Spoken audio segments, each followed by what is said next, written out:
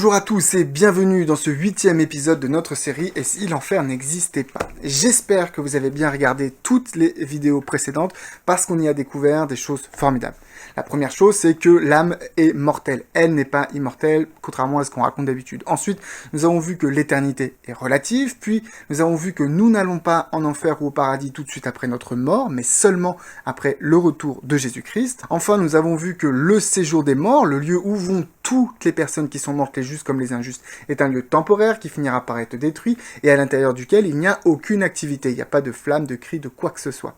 Ensuite, nous avons parlé de la géhenne qui est à distinguer du séjour des morts. La géhenne est plutôt à rapprocher du lac de feu d'Apocalypse 20. Il n'y a que les méchants qui y vont dans la géhenne et c'est un endroit dans lequel ils vont s'y retrouver seulement après le retour de Jésus-Christ. Dans la précédente vidéo, nous avons parlé des grincements de dents et nous avons vu que cette expression ne parle pas du tout de souffrance, mais qu'elle parle de colère, d'irritation, de reproche ou de critique. Enfin, dans cette vidéo, nous allons parler de souffrance. Car oui, il y a bien des souffrances dans le lac de feu, c'est ce que nous allons voir. Sauf que, on va le voir, ces souffrances ne sont pas sans fin dans le temps, et surtout elles sont relatives dans leur intensité à la personne qui justement va souffrir. Quand on parle de souffrance, ou disons-le autrement, quand les traditionalistes veulent faire fermer leur bouche aux conditionnalistes, ils citent généralement deux textes. Et c'est les deux textes que je retrouve le plus souvent dans les commentaires sur cette série, ou les commentaires sur les autres vidéos en général où je traite de ce sujet-là. Ces deux textes sont le premier d'entre eux, Apocalypse chapitre 14, les versets 10 à 11, qui est très explicite, et ensuite Matthieu chapitre 25, les versets 46. Le premier de ces passages, Apocalypse, utilise le terme bassanizo pour parler de tourment, et le deuxième, dans l'évangile de Matthieu, utilise le terme kolassis pour parler de châtiment. Ce que je vous propose de faire dans cette vidéo, c'est que l'on va d'abord dans une première partie regarder ce terme, bassanizo, ensuite dans une deuxième partie, on va regarder le terme kolassis. Dans chacune de ces parties, on va regarder l'étymologie, l'utilisation, le dictionnaire pour pouvoir voir ce que signifient ces mots-là. On va voir leur utilisation dans la Bible, puis ensuite on va regarder ces passages-là en plus de détails. Dans une troisième partie, on verra ce que Jésus dit de cette notion de châtiment corporel, et ça nous permettra d'un petit peu mieux comprendre la finalité de ce châtiment. C'est parti. Bassanizo, c'est un terme qui trouve sa racine dans le terme bassanos. Bassanos, ça veut simplement dire épreuve par la torture. Alors, pour que vous puissiez mieux comprendre, il faut vous imaginer tout simplement le fait d'obtenir des aveux de quelqu'un après l'avoir fait souffrir beaucoup. Donc voilà, bassanos exprime bien une notion de souffrance. D'ailleurs, ça se voit très bien dans son utilisation. Si vous prenez Matthieu chapitre 8, verset 6, par exemple,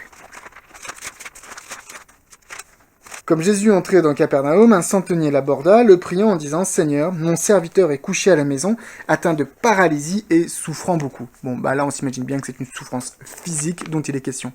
On va aussi utiliser ce terme, c'est intéressant, par exemple, dans Matthieu, chapitre 14, verset 24, lorsque on nous parle de cet épisode où Jésus va marcher sur la mer pour rejoindre les disciples. Et on nous dit que la barque, elle est battue par les flots. Le mot battu ici c'est bassanizo, donc ça veut bien dire, on voit ici cette notion d'action physique. Bon alors bassanizo c'est pas seulement de la souffrance physique, c'est aussi de la souffrance on va dire morale. Par exemple on a le texte de 2 Pierre, chapitre 2, verset 8.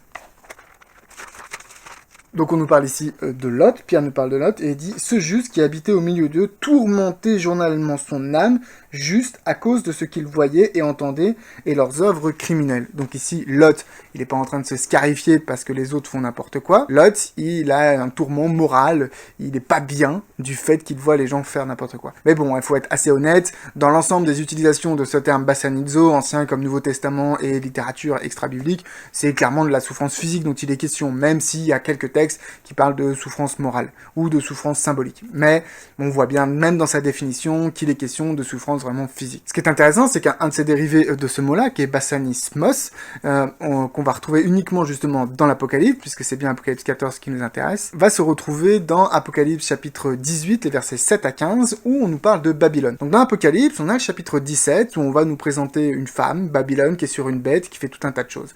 Puis dans Apocalypse 18, on va nous parler de la chute de Babylone. Et donc on nous dit, versets 7 et 8, « Autant elle s'est glorifiée et plongée dans le luxe, autant donnez-lui de tourments et de deuil, parce qu'elle dit dans son cœur, « Je suis assise en reine, je ne suis pas veuve et je ne verrai pas le deuil. » À cause de cela, en un même jour, ces fléaux arriveront, la mort, le deuil et la famine, et elle sera consumé par le feu, car il est puissant, le Seigneur Dieu qui l'a jugé.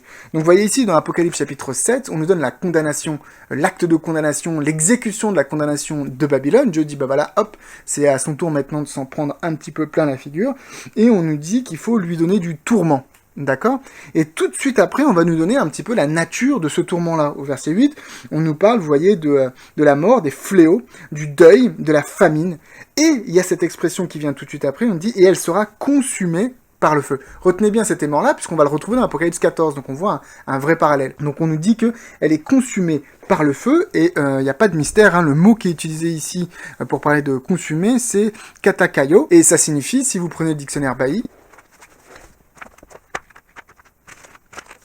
brûler complètement, consumer entièrement. Donc ici, avec notre ami Babylone, ce qui se passe, c'est qu'on nous dit qu'elle doit être tourmentée, mais que la finalité de ce tourment, en fait, la nature de ce tourment va l'amener à être consumée. Donc on associe dans une notion de jugement, puisque c'est le jugement de Babylone, on va associer la notion de tourment, de souffrance, de douleur pour Babylone, quand bien même c'est un symbole. Ce tourment-là doit mener à une forme de consommation, de destruction, d'être brûlé entièrement. Et ça, c'est intéressant à noter, parce que maintenant, on va prendre Apocalypse chapitre 14, les versets 10 à 11. Et on va lire à partir du verset 9, on est sur le triptyque qu'on appelle les 3 messages d'Apocalypse chapitre 14. On a 3 anges, en fait, qui viennent donner chacun un message. Et là, on est dans le 3e. Et on nous dit, un 3e ange les suivit en disant d'une voix forte, si quelqu'un adore la bête et son image, et reçoit une marque sur son front ou sur sa main, il boira lui aussi du vin de la fureur de Dieu, versé sans mélange dans la coupe de sa colère.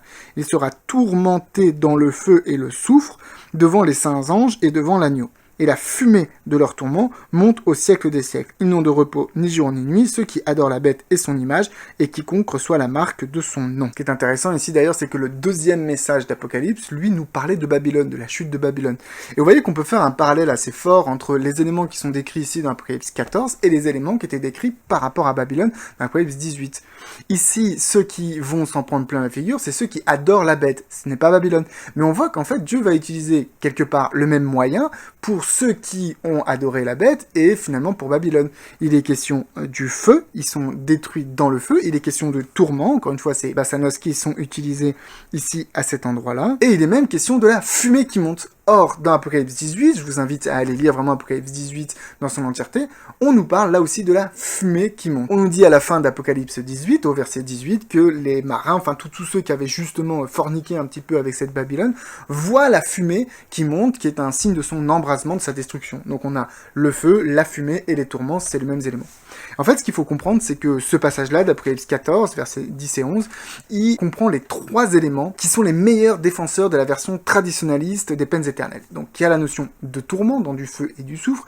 On parle de fumée, qui monte au siècle des siècles, donc le feu ne s'arrête pas, c'est comme ça qu'ils le comprennent. Tant qu'il y a de la fumée, c'est qu'il y a encore du feu qui consume. Et puis, on nous dit que ceux qui sont dedans n'ont de repos ni jour ni nuit. Ce qui veut bien dire qu'ils sont conscients et vivants sans relâche. Alors, quelles sont les réponses que l'on peut donner à ce texte-là? En fait, l'expression feu et soufre, que l'on retrouve ici, fait directement référence à Sodome et Gomorrhe. Très intéressant d'ailleurs parce qu'il est question de ville. Or, Babylone est aussi une ville. Donc, cette ville Sodome et Gomorrhe a été détruite par le feu et le soufre. Et cette ville de Babylone est aussi détruite par le feu. Et ici, on nous parle d'Apocalypse 14, du feu et du soufre. Donc, vous pouvez aller lire ça dans le livre de la Genèse. Et ce qui est intéressant, c'est aussi dans Deutéronome, chapitre 29, verset 23. Vous allez pouvoir voir que cette notion de feu et de soufre va indiquer l'aspect définitif de cette destruction. Le fait qu'il y a eu le soufre, c'est que cette chose-là a disparu. Il ne reste plus que ça, presque. C'est vraiment brûlé, complètement détruit. D'ailleurs, je vous invite à prendre avec moi Ésaïe chapitre 34, versets 9 à 11. Vous allez voir qu'on peut faire aussi un parallèle qui est assez intéressant. Alors ici, dans Ésaïe chapitre 34, on nous parle pas d'une ville, on nous parle d'un pays qui est Édom, et on nous dit, verset 9, « Les torrents d'Édom seront changés en poix, et la poussière en soufre, et sa terre sera comme de la poix qui brûle. Elle ne s'éteindra ni jour ni nuit, la fumée s'en élèvera éternellement. D'âge en âge, elle sera désolée. À tout jamais, personne n'y passera. Le pélican et le hérisson la posséderont, la chouette et le corbeau l'habiteront, on y étendra le cordeau de la désolation et le niveau de la destruction. » Ici, clairement, il est question de feu, de soufre, de fumée qui monte au siècle des siècles. Pour dire quoi? Pour dire que c'est définitivement détruit. L'ensemble de ces expressions-là sont clairement là pour parler d'une destruction finale. Parce que vous pouvez aller dans le sud de la Palestine pour voir où est Édom, et vous allez pouvoir voir qu'il n'y a pas de fumée. que ça ne monte pas, que c'est pas là. C'est comme dans Jude, vous vous souvenez, dans l'épisode où on avait parlé justement de cette notion d'éternité, aionion en grec et olam en hébreu, on avait vu que cette expression-là de feu éternel était utilisée pour parler de la destruction, encore une fois, de Sodome et Gomorrhe. Alors vous pouvez aller dans la région de Sodome et Gomorrhe, il n'y a plus de feu. Et là c'est pareil, vous pouvez aller dans la région d'Édom, il n'y a plus de fumée. On voit bien que Jean, lorsqu'il a reçu cette révélation dans le livre de l'Apocalypse, lorsqu'il l'a retranscrit, il a utilisé la même notion que l'on trouve dans Ésaïe 34. D'ailleurs, c'est intéressant parce que c'est la même chose pour Babylone. Babylone, elle est détruite éternellement. Babylone, c'est un symbole, c'est une chose, elle va pas souffrir un tourment pendant l'éternité. Cette expression-là qui est utilisée afin de parler d'une destruction finale et définitive. D'ailleurs, pour revenir encore une fois à Sodome et Gomorrhe, parce qu'on voit bien que c'est bien l'image qui est utilisée, Abraham aussi, lorsqu'il est là où il est, et qu'il voit la fumée de Sodome et Gomorrhe, il comprend qu'il y a eu l'exécution du jugement. Vous vous souvenez, Abraham a eu une discussion avec Dieu, à savoir, à partir de combien de justes est-ce que Dieu sera d'accord de ne pas détruire la ville. Bon, bah lui, il s'est arrêté à 10, Dieu l'en a trouvé un petit peu moins de 10, il a sorti les justes, Lot et sa famille, il les a sortis pour qu'ils ne soient pas détruits, et il a détruit la ville. Donc quand Abraham voit la fumée qui monte, qu'est-ce qu'il comprend? Il se dit pas, oh là là, les pauvres, ils vont être tourmentés éternellement. Non, non, non, il se dit, la ville est détruite. C'est pareil, lorsqu'on nous dit dans Apocalypse 14 que ces personnes-là qui ont adoré la bête et son image, on va voir leur fumée éternellement, ce que l'on doit comprendre, nous les justes, c'est qu'ils ont été détruits. Pareil pour Babylone, lorsque les marchands voient la fumée de Babylone, d'ailleurs on nous dit qu'ils s'écartent pour ne pas subir leur tourment, ça veut dire quoi? C'est qu'ils ont été détruits. Donc oui, clairement, le mot bassanizo, bassanos, bassanismos, ça a une notion de souffrance, c'est pas ça la question, il y a bien une souffrance, une douleur, et cette notion de feu, cette image du feu, aussi évoque une notion de douleur. Mais ce qui va avec, ce n'est pas une douleur sans fin, c'est bien une douleur définitive.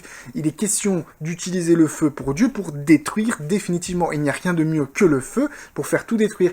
Il ne reste quoi après le feu? La seule chose qui reste après le feu, c'est la fumée. La fumée exprime le fait que la chose a été complètement consumée. D'accord? C'est ce qu'on a dans l'Apocalypse 18, c'est ce qu'on a dans Ésaïe 34, c'est ce que l'on doit comprendre dans l'Apocalypse 14. Ok, donc l'Apocalypse 14 nous parle bien effectivement de feu, de soufre, de souffrance et d'éternité, de fumée qui monte au siècle des siècles. Hein, parce que précisons bien que ce n'est pas le feu ni la souffrance qui est éternelle qui monte au siècle des siècles, c'est bien la fumée. Bah, ces éléments-là, lorsqu'on prend l'ensemble des textes qui évoquent les mêmes éléments, Apocalypse 18 et Ésaïe 34, ainsi que l'histoire de Sodome et Gomorrhe, on se rend compte que c'est clairement pour indiquer une destruction définitive. Alors passons maintenant au deuxième terme, Colossis. Ça va être un petit peu plus rapide, tout simplement parce que ce terme de Colossis se trouve dans 2 passages seulement dans le Nouveau Testament. Le premier, c'est Matthieu chapitre 25, verset 46, cette parabole de la séparation des boucs et des brebis. Et le deuxième, c'est 1 Jean chapitre 4, verset 18. Donc on va le lire ensemble. D'ailleurs, c'est très certainement un passage que vous connaissez et que vous citez assez régulièrement. 1 Jean chapitre 4, verset 18 dit « La crainte n'est pas dans l'amour, mais l'amour parfait bannit la crainte, car la crainte suppose un châtiment. Et celui qui craint n'est pas parfait dans l'amour. » Alors si on prend de nouveau notre dictionnaire Bailly, on va voir ce que ce mot, Colossis, signifie. Donc Colossis trouve sa racine dans le terme de kolazo. Alors Colossis, ça signifie tout simplement correction, châtiment et punition. Et donc la racine kolazo signifie tronquer, mutiller. Donc ici encore une fois, intrinsèquement dans l'étymologie du texte, on voit bien une notion de souffrance, de mutiller. Mais c'est cette notion de tronquer qui est intéressante parce que les gens sont à peu près d'accord, même s'ils se disputent, les exégètes se disputent sur l'utilisation de ce terme-là dans la littérature biblique, mais surtout extra-biblique pour savoir, il y en a qui disent voilà, dans la littérature extra-biblique, c'est systématiquement pour parler de souffrance et de punition corporelle. Tout le monde n'est pas trop d'accord, mais en tout cas, les gens sont assez d'accord pour dire que la racine, l'étymologie de ce sens-là renvoie à la notion de tronquer. C'est-à-dire tronquer, c'est quoi? Vous tronquez peut-être des photos quand vous les envoyez sur Facebook ou des choses comme ça, c'est vous avez un élément que vous allez réduire, vous allez en garder qu'une seule partie. Et c'est intéressant parce que si on se projette justement sur cette parabole de la séparation des boucs et des brebis, le verset nous dit, Matthieu 25, verset 46, que ceux-ci iront au châtiment éternel, mais les justes iront à la vie éternelle. Donc le colossis éternel est mis en opposition avec la vie éternelle. Donc ce qui est intéressant, c'est qu'en fait, on pourrait comprendre que le colossis, la troncature, qui est-ce qui est tronqué? C'est la vie. Les justes, eux, ils ont une vie qui ne se tronquera pas, puisque eux, leur vie va continuer éternellement, définitivement, ils vont avoir la vie définitive, mais eux, les injustes, ils vont avoir leur vie tronquée. Elle s'arrête là. Donc ça va là aussi dans le sens d'une fin, d'une destruction. Il n'y aura plus de vie à partir de ce moment-là. Alors clairement, encore une fois, dans ce mot-là de tronquer, il y a quand même cette notion de souffrance, c'est utilisé pour parler de mutiler, d'amputer un membre ou des choses comme ça, et j'imagine que le moment où la vie sera tronquée, ça va pas forcément être une partie de plaisir. Donc il y a bien une notion de souffrance, ça on ne le nie pas, il y a une notion de souffrance dans le collassis. Par contre, ce que l'on dit, c'est que ce collassis-là, ici dans ce texte-là de Matthieu 25, verset 46, n'indique pas forcément une notion sans fin, et vous allez me dire, oui, mais il y a le mot éternel qui va avec. Oui, tout à fait, il y a le mot éternel, mais on l'a déjà vu dans cet épisode sur la question de la relativité de l'éternité dans l'Ancien et le Nouveau Testament, avec le terme aionion et olam. Ici, on peut tout à fait dire que cette éternité-là est effectivement définitive. Alors là, vous allez me répondre, oui, mais la vie, elle, c'est bien dans le temps. Ben non, on pourrait tout à fait dire aussi que ici, la vie est aussi définitive. La vie est éternelle, dans le sens où elle ne s'arrête pas. Celui qui, à ce moment-là, rentre dans la vie, elle ne lui suivra pas repli. Et justement, c'est une promesse assez impressionnante. Il y a la promesse derrière que ne se répétera jamais l'expérience du péché, de la mort et du jugement. Celui qui a passé cette étape dans cette vie-ci et qui se retrouve dans la vie éternelle aura la vie définitivement. Par contre, celui qui n'aura pas passé cette étape, les injustes, eux, leur vie, elle est tronquée, elle s'arrête là. Vous voyez, cette notion de tronquée, elle s'arrête là, et on ne va pas plus loin. Elle est en ça, elle est éternelle. Cette troncature est éternelle. On ne pourra pas revenir dessus. Donc voilà pour ces deux mots, basanizos et kolassis, avec ces deux passages-là d'Apocalypse 14, versets 10 et 11, et Matthieu, chapitre 25, verset 46. Dans ces deux termes-là, on voit bien qu'il y a une notion de souffrance qui est présente dans son étymologie, mais aussi dans son utilisation. Par contre, ce que l'on voit, c'est que cette souffrance n'est pas nécessairement sans fin, au contraire, notamment dans l'Apocalypse, on voit clairement qu'il y a une référence à Sodome et Gomorrhe, à Isaïe 34, et qu'il y a un parallèle à faire avec Apocalypse 18, qui nous montre que c'est bien une destruction définitive. Et quand on fait le parallèle dans Matthieu chapitre 25, verset 46, et qu'on utilise ce mot-là de troncature, on se rend compte que c'est pas une notion de définitive, c'est une notion d'arrêté. Et d'ailleurs, j'aimerais prendre avec vous, et c'est la troisième partie de cette vidéo, un verset où Jésus va s'exprimer sur la question du jugement final et justement de cette punition corporelle. Donc cette parole de Jésus se trouve dans Luc chapitre 12, les versets 47 et 48. Jésus dit ceci: « Le serviteur qui, ayant connu la volonté de son maître, n'a rien préparé et n'a pas agi selon sa volonté, sera battu d'un grand nombre de coups. Mais celui qui, ne l'ayant pas connu, a fait des choses dignes de châtiment, sera battu de peu de coups. On demandera beaucoup à qui l'on a beaucoup donné, et l'on exigera davantage à celui à qui l'on a beaucoup confié. » Donc ça, ce passage de Luc 12 trouve son parallèle d'ailleurs dans Matthieu chapitre 24. C'est la parabole des deux serviteurs, celui qui donne de la nourriture au temps convenable et celui qui ne le fait pas. Donc on est bien ici justement dans cette notion prophétique de fin des temps, de retour de Jésus-Christ.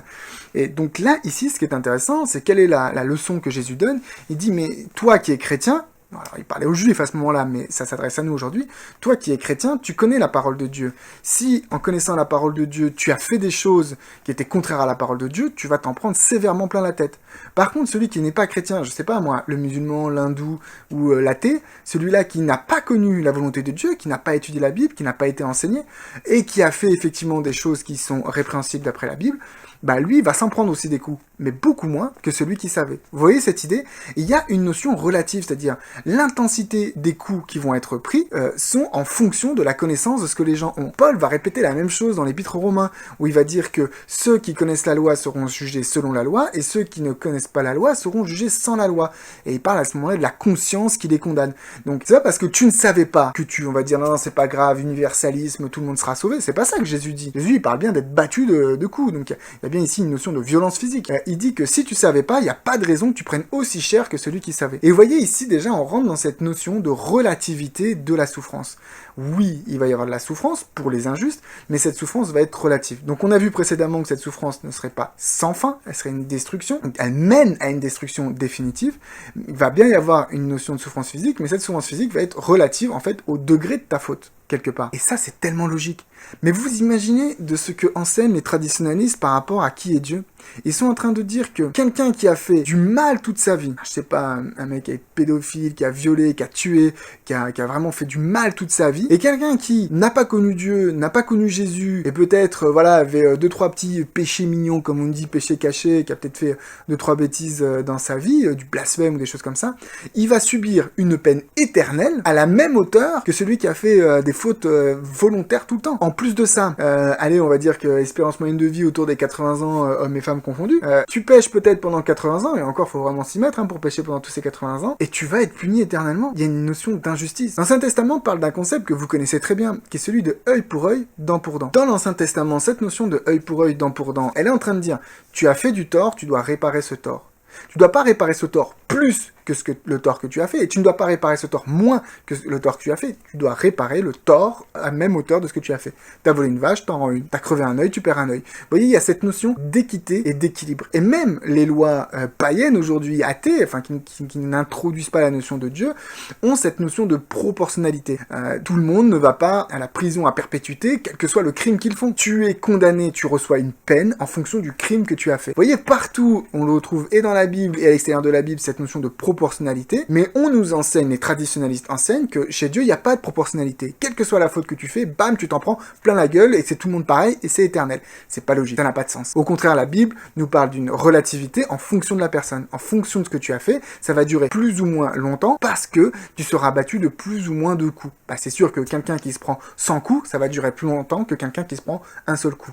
Et donc pour moi, Jésus ici enseigne cela. Il est en train de dire, en cohérence avec tout le reste de ce que l'on a vu maintenant, c'est que oui, va y avoir une destruction, mais il n'y a pas de raison que le méchant s'en sorte comme ça. Moi, ça, je peux tout à fait le comprendre. J'arriverai pas à comprendre que quelqu'un qui a fait quelques fautes se retrouve éternellement en punition. Ça, moi, j'arrive pas à le comprendre. Et je le retrouve pas dans la Bible. Par contre, je peux comprendre que quelqu'un qui a fait un certain nombre de fautes, au bout d'un moment, doit se retrouver devant la justice. Et il y a une rétribution, ça me paraît normal qu'il y ait une rétribution qui arrive. Enfin, je vais prendre un exemple peut-être trash, mais quelqu'un, justement, un pédophile qui a violé des petites filles, des petits garçons pendant des années, qui s'est pas fait choper par la justice, mais je trouverais ça tout à fait normal que devant Dieu, il prenne un peu cher quand même. Parce que quelque part, il doit payer pour sa faute. Mais ce que je comprendrais pas, c'est que ce soit éternel et sans fin, juste comme ça, gratuitement, pour le plaisir de le voir souffrir. Au bout d'un moment, non, il faut que ça s'arrête. D'ailleurs, son péché doit être détruit. Donc il doit être détruit avec son péché. Donc il faut qu'il disparaisse. Il faut qu'il y ait un moment donné dans l'univers où il n'y a plus de péché. Si les pécheurs vivent éternellement, parce qu'ils sont dans un lac de feu, le péché est toujours présent. Moi, je crois que Dieu va définitivement se débarrasser du péché. Par contre, il va y avoir une proportionnalité, une relativité par rapport à l'exécution de ce jugement. Et c'est ce que nous dit Jésus ici. Selon ta culpabilité, tu vas prendre plus ou moins de coups, ce qui se traduit par selon ta culpabilité, tu vas rester plus ou moins longtemps vivant, conscient, dans le lac de feu. Mais la finalité de ce lac, c'est bien une destruction définitive. Voilà les amis, j'espère que vous avez bien suivi cette vidéo qui parlait de la souffrance. Donc qu'est-ce qu'on a vu dans cette vidéo? Je me permets un petit résumé, rapidement une petite conclusion. On a vu qu'il y avait deux termes qui étaient utilisés, qui étaient bassanizo et colassis, qu'on retrouvait dans deux passages clés et phares pour les traditionalistes, qui sont Apocalypse chapitre 14 versets 10 à 11 et Matthieu chapitre 25 verset 46. Dans ces deux passages-là et avec ces deux termes-là, on a vu que oui, il y avait bien une notion de souffrance physique, de rétribution corporelle, de châtiment physique pour les injustes. Par contre, on a vu que ce châtiment-là devait mener à une destruction définitive. On a vu par rapport à Bassanizo et Apocalypse qu'il y avait un lien avec Sodome et Gomorrhe, destruction définitive, avec Ésaïe 34 et Édom, destruction définitive, avec Babylone, Apocalypse 18, destruction définitive. Donc, ceux qui adorent la bête et son image, destruction définitive eux aussi. Ensuite, on a vu avec Colassis et donc la vie éternelle, qui a une opposition entre la vie éternelle et le châtiment éternel. On a vu que ce terme signifiait tronquer. C'est donc la vie qui est tronquée, c'est donc la vie qui s'arrête, c'est donc la destruction, là aussi, une fois définitive. Ensuite, on a vu dans Luc chapitre 12 que Jésus disait que de deux personnes qui ont fait des fautes, celui qui connaissait finalement la loi et la volonté de Dieu sera battu de plus de coups que celui qui ne la connaissait pas. Par là, il introduit le thème de proportionnalité, de relativité. Oui, il y aura bien des coups, les gens seront battus, il y aura bien une souffrance physique, mais elle est proportionnelle à la faute de la personne. Et donc, ce que l'on conclut, c'est que oui, il y aura bien des douleurs physiques au moment du passage dans le lac de feu, mais cette douleur physique sera relative à la faute qui a été commise, ou le nombre de fautes qui ont été commises, et surtout, elle mène cette douleur à une consommation totale, à une destruction définitive et totale. On n'en parlera plus. Voilà, j'espère que cette vidéo t'a plu. Je t'invite vraiment à reprendre l'ensemble des versets, à utiliser une concordance pour aller plus loin peut-être dans les termes de Colassis et de Bassanizo, si tu veux voir l'ensemble de son utilisation, puisque je n'ai fait qu'évoquer certains textes. Vraiment d'aller vérifier par toi-même. C'est aussi le moment de t'abonner, puisque les vidéos vont continuer. J'ai encore plein de vidéos dans cette série, elle n'est vraiment pas du tout terminée. Donc voilà, il faut s'abonner, activer la cloche pour être au courant. Un petit pouce en l'air pour le soutien si tu as apprécié la vidéo. Dans les commentaires, on peut continuer les discussions sans problème. Sur ce, je vous dis à très bientôt pour de nouvelles vidéos. Soyez bénis.